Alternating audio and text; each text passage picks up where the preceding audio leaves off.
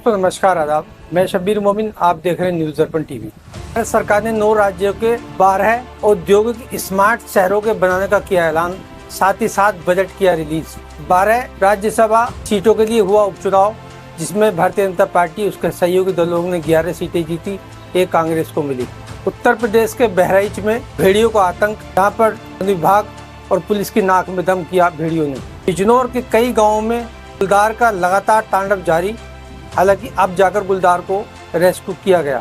केंद्रीय गृह मंत्री अमित शाह के बेटे बने आईसीसी के चेयरमैन। देश भर के 10 राज्यों के जोधपुर, आगरा समेत 12 शहरों को औद्योगिक स्मार्ट शहर बनाने का सरकार ने ऐलान कर दिया। केंद्रीय मंत्री अश्विनी वैष्णव ने ऐलान करते हुए इनका बजट भी रिलीज कर दिया है। साथ ही साथ ये भी संभावना जताई गई है कि इससे 40 लाख लोगों को रोजगार मिलेगा। मंत्री ने बताया कि इस योजना के तहत 28,600 करोड़ की राशि मंजूर कर दी गई है। सभी स्मार्ट शहर national industry development corridor programme के तहत बनाए जाएंगे। अब बात करते हैं राज्यसभा सीटों के उपचुनाव की। मंगलवार को 2 राज्यों की राज्यसभा सीटों का उपचुनाव हुआ, जिसमें भारतीय जनता पार्टी ने 9 सीटें निर्विरोध जीती, 2 उसके सहयोगी दलों ने और 1 तेलंगाना से कांग्रेस को निर्विरोध जीत मिली। भारतीय जनता पार्टी के पास राज्यसभा में 101 सीटें थीं, साथ ही साथ 11 सीटें अब उसने और जीत ली हैं। इसके अलावा 6 नामित सदस्यों का समर्थन उसे प्राप्त है और 1 निर्दलीय सदस्य का समर्थन उसे प्राप्त है। इसे कुल मिलाकर भारतीय जनता पार्टी के पास अब राज्यसभा में बहुमत मिल गया है। 1 सीट पर कांग्रेस ने तेलंगाना से अभिषेक मनु सिंह भी, जो जाने माने वकील हैं, उन्हें निर्विरोध राज्यसभा सांसद चुन लिया गया है। बिहार से चुने गए राज्यसभा सांसद उपेंद्र कुशवाहा का कार्यकाल मात्र 2 साल का होगा। साथ ही साथ मनन मिश्रा का कार्यकाल 4 वर्ष का होगा। बता दें कि 27 अगस्त तक राज्यसभा उपचुनाव की नामांकन वापसी की तिथि थी, लेकिन किसी कैंडिडेट ने भी उनके सामने पर्चा नहीं भरा है, इसलिए उन्हें निर्विरोध घोषित कर दिया गया। राज्यसभा में 245 सीटें हैं, साथ इंडिया गुट के पास 87 सीटें हैं, इंडिया के पास 28 राज्यसभा सीटें हैं।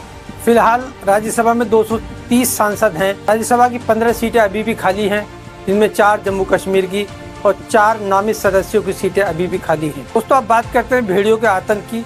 प्रदेश की राजधानी लखनऊ से 150 किलोमीटर दूर बहराइच के महसी तहसील में भेड़ियों का तांडव और आतंक मचाया हुआ है। बताते हैं ये घाघरा नदी का तराई का इलाका है, जहाँ पर झूम झाड़ियाँ और पेड़ बहुत ज़्यादा हैं। इसका फ़ायदा उठाकर भेड़िए वहाँ झुंड बनाकर रहते हैं। पहले ये आतंक केवल 10-20 गाँव में ही था, लेकिन अभी आतंक भेड़ियों का बढ़कर 35 से 40 गाँव में हो गया है। सरकार ने भेड़ियों के इस आतंक को देखते हुए वन विभाग की 9 टीमों के 200 कर्मचारी, स्थानीय पुलिस, साथ ही साथ 3 DFO को निगरानी या काम्बिंग पर इसकी देखरेख में या उनके धरपकड़ के लिए लगाया गया है। महसी के विधायक सरेशर सिंह खुद भी अपनी लाइसेंसी बंदूक के साथ लोगों के साथ काम्बिंग कर रहे हैं, भेड़ियों की खोज कर रहे हैं। साथ ही साथ अपनी जनता के साथ वो कदम से कदम मिलाकर चल रहे हैं। दैनिक भास्कर की खबर के अनुसार 8 से 10 भेड़ियों का झुंड घात लगाकर हमला करता है। जंगल में जाने वाला कोई भी व्यक्ति, महिला, पुरुष जो चारा लेने पशुओं के लिए जाते हैं, वो नहीं छोड़ता, हमला करके घायल कर देता है या मौत के घाट उतार देता है। अब तक आधा दर्जन से ज्यादा बच्चों और पुरुषों को भेड़िए अपना निवाला बना चुके हैं। 30 अगस्त की रात की एक बात है कि एक दादी और उसके 2 जवान बेटे सोए हुए थे अपने घर में, और उनके बीच में, तीनों के बीच में 8 साल की खुशबू सोई हुई थी। भेड़ियों का झुंड आया और खुशबू को उठाकर ले गया। ये पहली घटना नहीं, ऐसी कई घटनाएं वहाँ हो चुकी। महसी तहसील के लोगों ने बताया कि 70,000 से ज्यादा की आबादी भेड़ियों के आतंक से भयभीत है, खौफजदा है। वहाँ पर रात को लोग सो नहीं रहे हैं, रात और दिन लोग पहरा दे रहे हैं। हालांकि वन विभाग के कर्मचारी और पुलिस भी उनके साथ है लगी हुई। 27 अगस्त मंगलवार को DM मोनिका रानी, SP वीरेंद्र शुक्ला ने प्रभावित गांव का दौरा किया और गांव वालों को ढांढस बंधाया। उन्होंने कहा कि हम दुख की घड़ी में हम आपके साथ हैं, हम आपको अकेला नहीं छोड़ेंगे। साथ ही साथ जो भी हो सकेगा आपकी पूरी सुरक्षा और आपकी मदद की जाएगी। पिछले कुछ महीनों से पड़ोस के ही जिले बिजनौर में गुलदार ने आतंक मचा रखा है। बिजनौर के गांव पिलाना में एक 55 वर्षीय महिला को उसने, जो खेत में चारा लेने गई थी, अपना निशाना बना लिया, यानी निवाला बना लिया।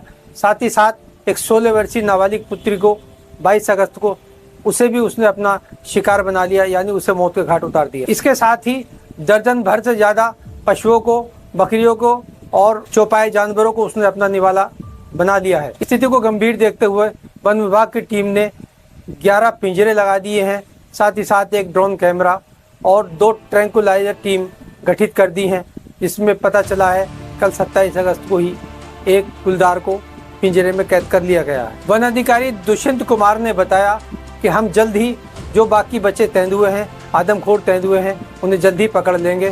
साथ ही साथ एक और गुलदार को पिंजरे के माध्यम से पकड़ लिया गया। गुलदार को पकड़ने की कवायद तो अपने आप में ठीक है, लेकिन मसला ये है कि कब तक आखिर लोग इस तरह भयभीत रहेंगे।